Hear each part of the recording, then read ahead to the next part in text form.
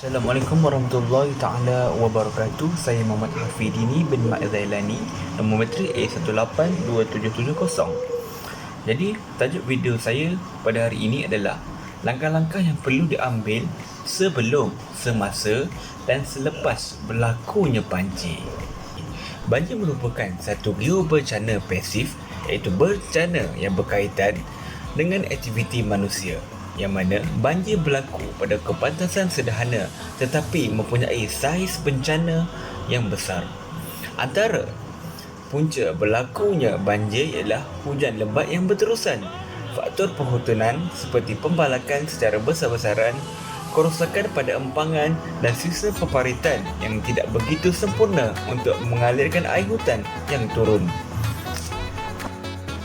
Langkah-langkah yang perlu diambil sebelum banjir, yakni fasa kesiapsiagaan, yang mana fasa ini meliputi perencanaan dan persediaan awal untuk memastikan kelicinan pengurusan sesuatu bencana, yang mana pelaksanaan termasuk penyediaan dasar, pelan tindakan, garis panduan, infrastruktur dan sumber manusia termasuk kebakaran. Antara perkara yang perlu dilakukan adalah sebelum banjir, yakni pada fasa kesiapsiagaan ialah: perkara yang pertama adalah dapatkan maklumat tentang banjir di tempat anda. Yang kedua adalah pastikan sistem amaran banjir dan dengar ebahan semasa yang disampaikan melalui radio, sosial media, televisyen dan bilik gerakan banjir negeri ataupun daerah yang berhampiran. Yang ketiga, periksa lubang air seperti longkang atau saluran najis. Bersihkan halangan dan pastikan ia tertutup dengan rapat supaya banjir tidak masuk melaluinya. Perkara yang keempat, tentukan di mana pusat pemindahan dan pusat bantuan bencana di tempat anda.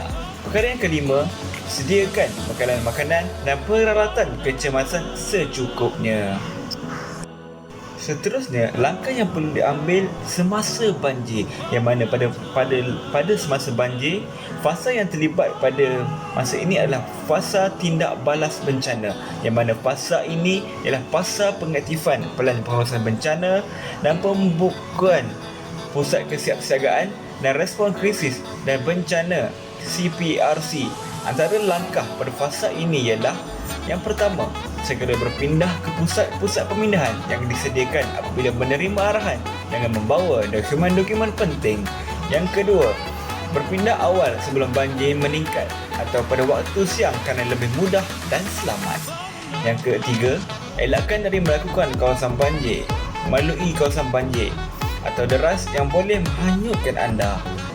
Perkara yang keempat, jangan sentuh mana-mana kabel atau wire yang jatuh. Perkara kelima, tunggu bomba, Angkatan Pertahanan Awam dan badan penyelamat lain untuk menyelamat jika anda terkepung dan berada di tempat yang tinggi.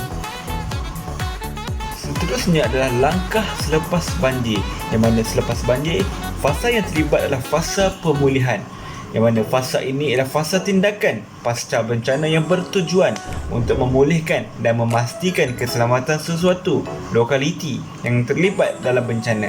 Antara langkah pada fasa ini ialah pulang ke kediaman anda selepas hanya mendapat arahan pihak berkuasa. Yang kedua, hati-hati dengan kawasan yang telah terkesan dengan air banjir, yang mana struktur jalan raya mungkin lemah dan boleh terjadi runtuhan. Yang ketiga, baiki semula tangki septik rumah anda untuk mengelak masalah kesihatan dan kerosakan berpanjangan. Dan yang keempat, bersihkan rumah anda dengan menggunakan air bersih dan bahan pencuci.